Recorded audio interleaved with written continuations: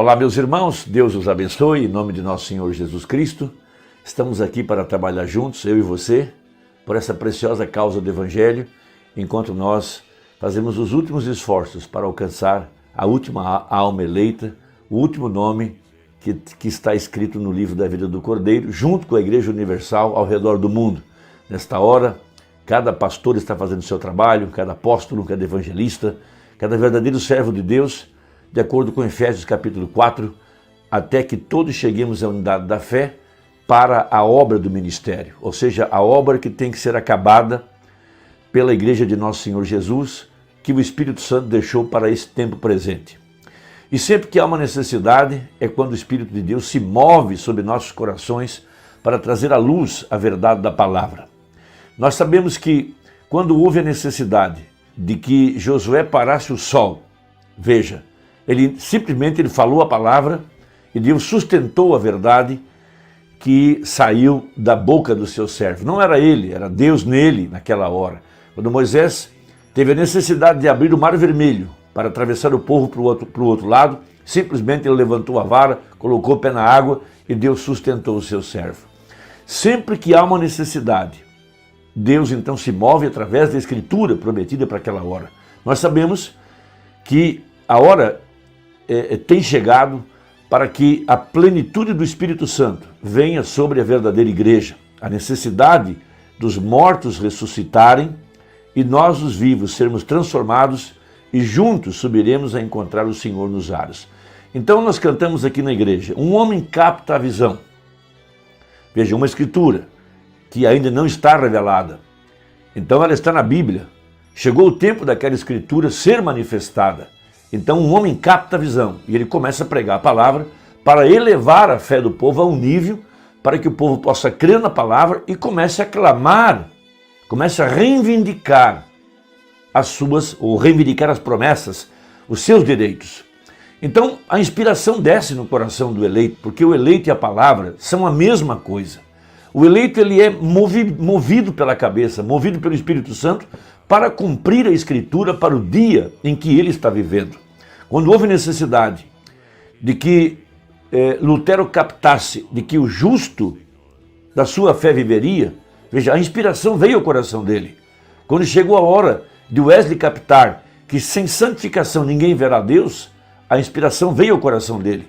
Quando chegou a hora da restauração dos dons, de 1 Coríntios 12, de acordo com a profecia, veja, lá na rua Azusa, aqueles crentes começaram a orar e Deus então trouxe a inspiração e sustentou a palavra. A mesma coisa foi nos dias da vinda do Filho do Homem.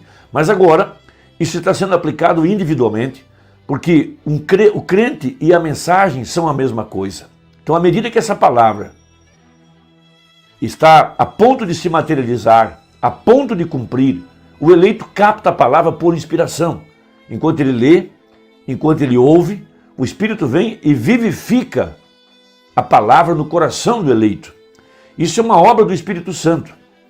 Não para trazer uma coisa estranha, uma coisa fantasmagórica, mirabolante, algo que não está escrito. Não, mas para cumprir a Escritura. Então veja que quando chegou a hora de Ruth alcançar a redenção, ela foi inspirada pelo Espírito Santo.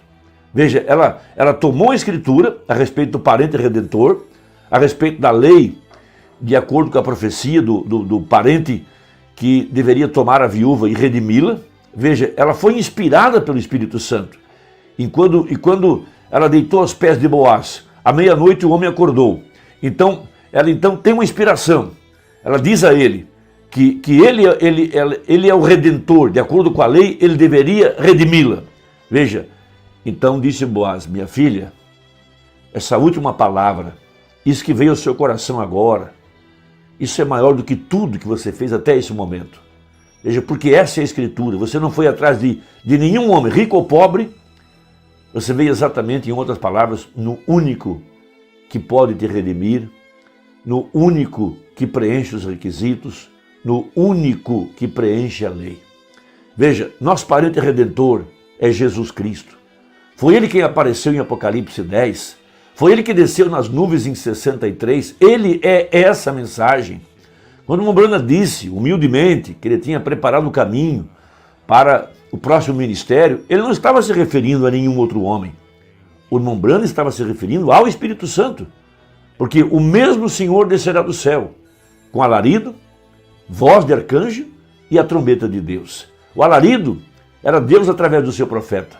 A voz de arcanjo é o Espírito Santo tomando a palavra e vivificando as nossas almas com o poder da palavra. Depois nós ouviríamos então a trombeta de Deus, depois que os mortos levantarem, nós os vivos seremos transformados e juntos subiremos a encontrar o Senhor nos ares.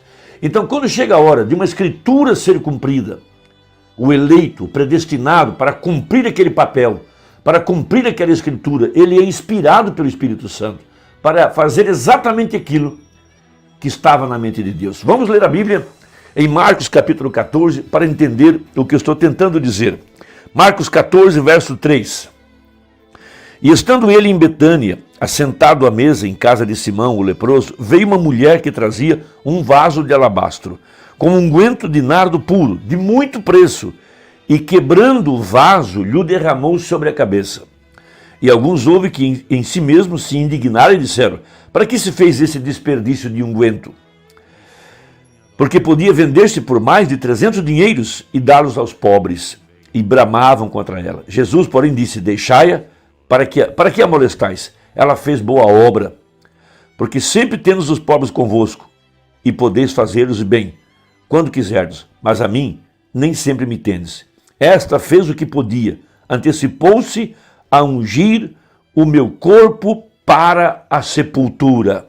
Em verdade eu vos digo que em todas as partes do mundo onde este evangelho for pregado, também o que ela fez será contado para a sua memória. Então veja, diz o profeta na mensagem ouvi, mas agora vejo, parágrafo 168 a seguir. Há um importantíssimo para entender como é que o Espírito Santo opera na nossa vida. Observe, quando você tem uma necessidade, talvez como Josué, ele tinha uma necessidade, ele nunca pensou nas circunstâncias, ele falou isso e isso era Deus. Você crê que o sol parou? Eu também creio. Como isso foi feito? Não tente imaginar, mas isso foi feito. Josué o fez, ele levantou suas mãos naquele momento crítico e ele teve acesso a Deus. Isso foi o que aconteceu. Foi um tempo adequado. O Espírito do Deus vivo tinha visto a necessidade disso e fez com que Josué dissesse isso. O mesmo Deus viu a necessidade de Abraão. O mesmo Deus viu a necessidade de confirmar essa escritura a mim, que aquela escritura é verdadeira também. O mesmo Deus viu a necessidade daqueles dois rapazes predestinados. E foi naquele momento que ele provou isso e confirmou sua palavra. Veja, o Espírito Santo sabia que Jesus precisava ser ungido para a sepultura. Então ele toma a mulher, inspira ela, e ela faz exatamente aquilo que deveria ser feito. Havia uma necessidade, e Deus inspira o seu vaso, e ela então cumpre a palavra. Por isso nós entendemos que o Espírito Santo opera em nossas vidas o querer e o realizar. Por isso nós não sabemos qual é a necessidade. É o Espírito quem sabe, e é Ele quem intercede por nós. Veja, então em São Marcos 14, nós vemos uma mulher que creu nele. Ela tinha tido uma necessidade e visto que ele tinha necessidade de lavar seus pés. Ela tinha apenas que ser inspirada para entrar em ação. Assim é a fé para o rapto. Assim será o momento de nossa transladação. A Igreja Universal, movida pelo Espírito Santo, será inspirada para a hora suprema, pela graça suprema, para a fé suprema. Agora ouça atentamente, antes de concluirmos, ela teve apenas que estar inspirada para entrar em ação, porque ela já tinha ouvido falar acerca dele. Ela ouviu que ele perdoou uma mulher de seus pecados, uma prostituta, e disse: qual de vocês está sem pecado? Atire a primeira pedra. Ela tinha ouvido falar acerca dele, mas agora ela ouviu. Ela estava inspirada para servi-lo. Esta é a única coisa que você tem que entrar. Deixe o Espírito Santo lhe dizer que você é um pecador.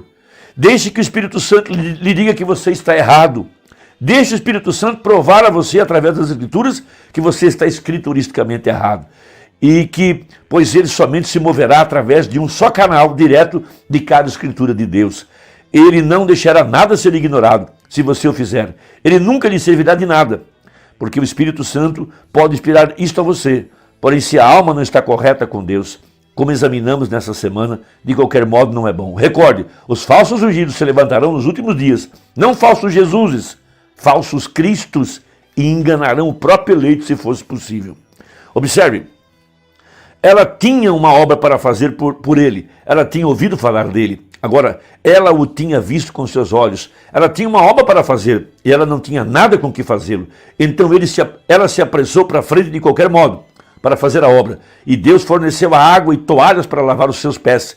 Ela tinha ouvido falar de um Deus vivo toda a sua vida, mas agora ela o tinha visto com seus olhos.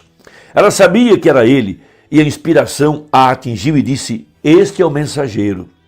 E ele precisava de um serviço.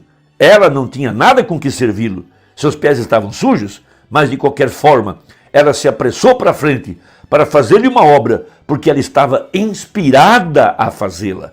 Ó membro apóstata de igreja, homem ou mulher denominacional, não pode você ver a necessidade que Jesus tem essa noite? Se inspiração pode somente lhe atingir, esta é a hora para fazê-lo. Porém, ela o viu com seus olhos. Os outros ali estavam até mesmo zombando dela, ou zombando dele. Eles não criam na sua mensagem. Francamente, o anfitrião, o pastor anfitrião, o velho Simão, o levou ali embaixo para que eles criticassem dele. Eles não criam que ele era um profeta. Então, quando parecia que o diabo tinha trabalhado nisso, exatamente para ele dizer isso, ele disse em si mesmo: se esse homem fosse um profeta, ele saberia que tipo de mulher era aquela aos seus pés. Se ele fosse um profeta, está vendo? Nem mesmo lhe foi revelado quem ele era. Ali não poderia haver nenhuma inspiração que o atingisse, porque não havia nada ali para atingir, mas isso a atingiu. Simão, o leproso, não tinha semente. Não havia nada para incendiar. A dinâmica não podia cair sobre a mecânica, porque não havia nem mecânica. Mas a mulher pecadora tinha uma semente. Ela tinha mecânica e a dinâmica veio sobre ela. Deus a inspirou para a necessidade do momento, para que ela cumprisse a sua parte no plano da redenção. Seus olhos tinham visto além de sua crítica. Ela cria que ele era, veja, a palavra dos profetas. Ela sabia que aquele era todas as palavras dos profetas. Foi vindicado nele. Ela tinha ouvido falar que ele estava na terra, mas agora ela o vê. Observe o que ela fez. Ela viu a palavra feita carne, o Messias, o Emanuel, quando ela deu vazão à sua pulsação de fé, da revelação de quem ele era, no tempo em que ela estava vivendo, que ele era o Cordeiro de Deus para tais pecadores como ela era. Ela saiu para servir suas necessidades sem saber como ela faria isso. Irmão, eu posso aplicar isso à verdadeira igreja. A verdadeira igreja está aqui para reconhecer o ministério do Filho do Homem, reconhecer a Jesus Cristo em carne humana no tempo do fim, através do seu vaso, o profeta de Malaquias 4. Veja, deixa a sua fé trabalhar, abra seu coração e o Espírito Santo confirmará a sua palavra, que essa mensagem é Jesus Cristo. É o Filho do Homem, através da pele, do vaso que ele escolheu. O vaso é de barro, mas o que está dentro, o documento, o título, o Redentor, o nosso parente, o único que pode te redimir, Jesus, a palavra. Deus te abençoe. Se ajudou, compartilhe essa mensagem com alguém. E até a próxima, se Deus quiser, em nome de Jesus. Amém.